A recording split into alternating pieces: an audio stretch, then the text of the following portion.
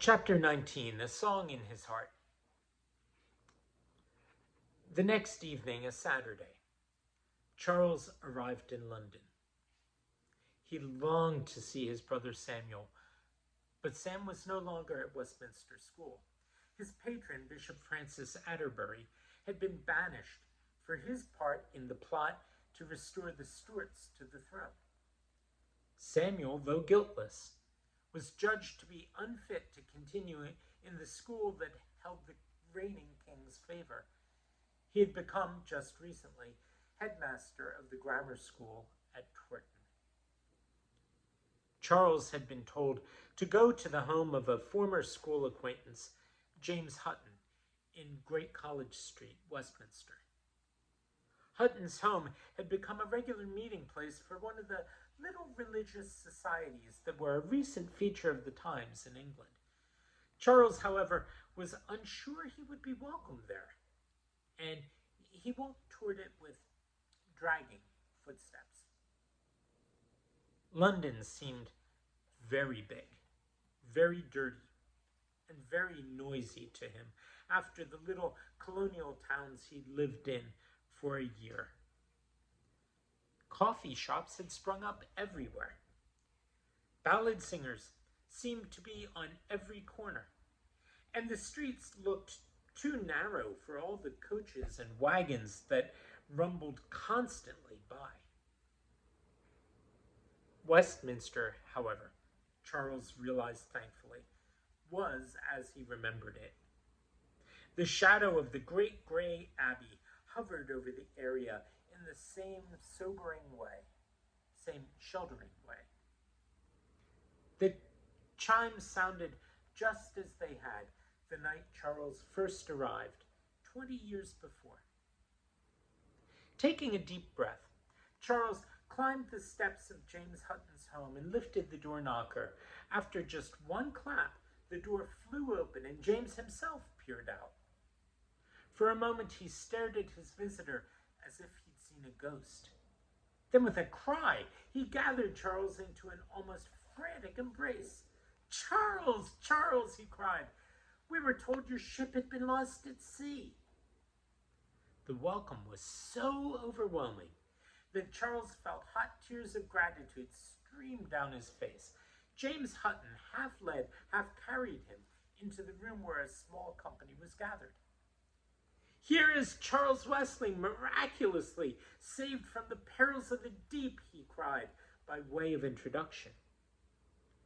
Everybody wanted to know every detail of Charles's adventures, and Charles, soon carried away by his love of words, told them what he thought they wanted to hear.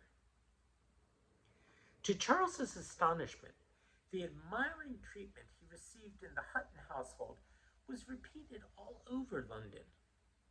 He discovered that he was a personage, and as such was lionized by friends and by strangers in high places. Everybody was interested in the colony of Georgia, and all were eager to obtain information from the governor's emissary. It had been a long time since Charles had received such admiring attention. After the brutal handling he had endured in Frederica, this was as welcome as the calm after the hurricane. Once again, he became the charming, vital person who had won the title of captain over the other king's scholars at Westminster School. Finding himself the spokesman for a whole new way of life, Charles sought for the words to describe what it was like. He knew he was envisioned as a Christian pastor. As such, should think only charitable thoughts. Oddly enough, however, he found that he was losing sight of the hardships he had suffered, considering them as incidental to himself, and not the sort of thing anyone else would be called upon to endure. Charles spoke of Georgia, therefore, with all the descriptive power that he possessed. He praised the clearness of the streams, the untouched depths of the forest, the fruits and flowers that grew in wild profusion. He made it sound, in short, like the promised land of milk and honey. Finally, even the Bishop of London sent for Charles to hear from the young clergyman's own lips what had been reported to him secondhand. James Hutton was excited about the summons. "This is the opportunity of a lifetime," he told Charles. "There is no place you cannot go, no position in the church too high to aspire to, if you get the Bishop of London to sponsor you." Buoyed up by renewed faith in himself, Charles went to see the bishop. The bishop received him kindly, and he listened as eagerly to Charles's account as everybody else had. When Charles at last paused for breath, the bishop asked one question: "Are you seriously considering returning to Georgia?" A similar question had been put to Charles many times before. He had always answered quite glibly, "When my health is better, I expect to return." He could not, however, give the same glib response to the bishop's question, for it differed subtly from some of the other queries.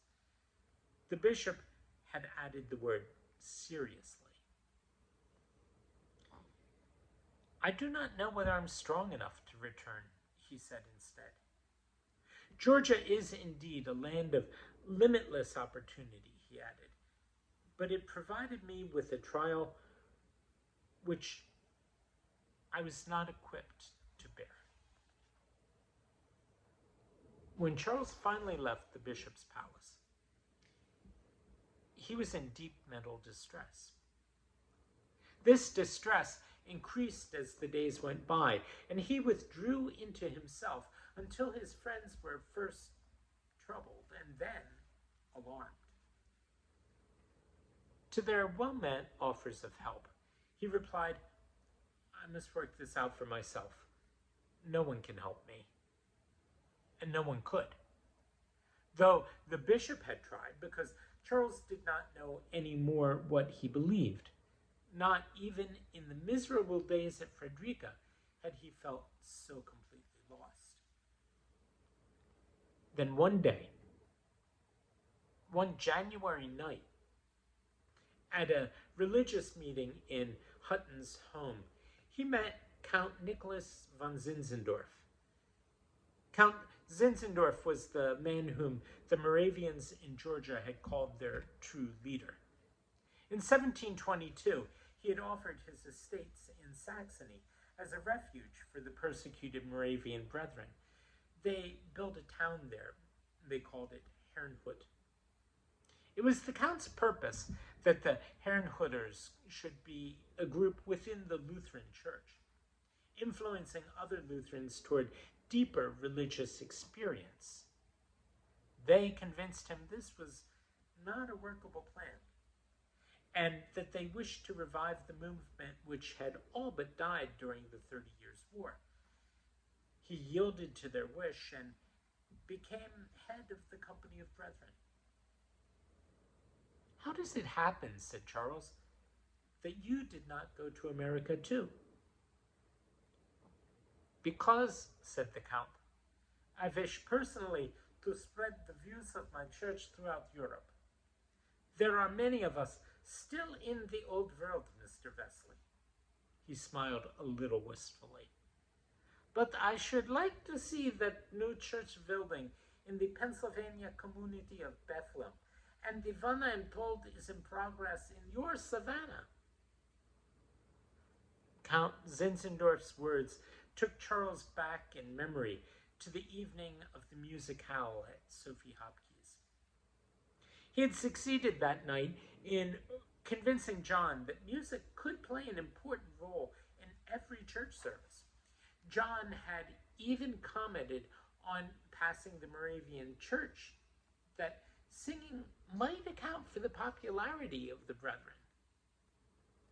"My brother John believes that the use of song is one of the most important ideas of your church," Charles said. The Count nodded. Our congregations are very fond of part singing, he said.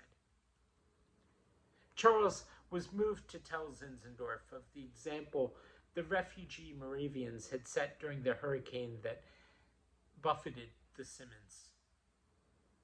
Even the little children, he said, were calm and unafraid, though the other passengers cried and screamed in terror all round them.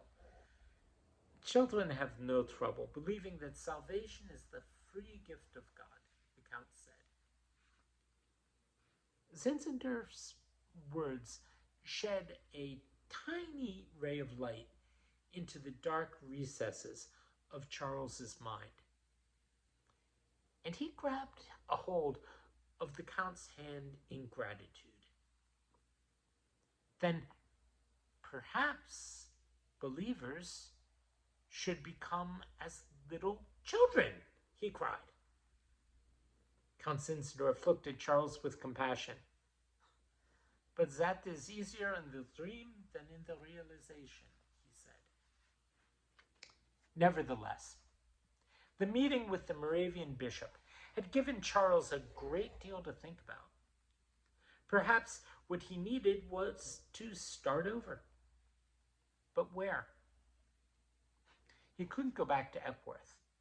His father was dead, and his mother no longer lived there. He could not return to Westminster School. He was, however, assured of a position at Christ Church College, and it was to Oxford that he decided to go. He was accompanied on the trip by Peter Bowler, a protege of Count Zinzendorf's. Bowler, too, was to take up a position at Oxford. He was to preach in Latin twice a day from the college pulpits. Charles, of course, had studied German and could converse with Peter Bowler either in that language or in Latin. The townspeople of Oxford, however, could speak neither. That put the young Moravian at a serious disadvantage. So Charles offered to teach him to speak English. The lessons proved only the starting point for the two young men. Afterwards, they stayed together, talking. And once again, Charles had something solid to cling to. And he welcomed Peter Bowler with a song in his heart.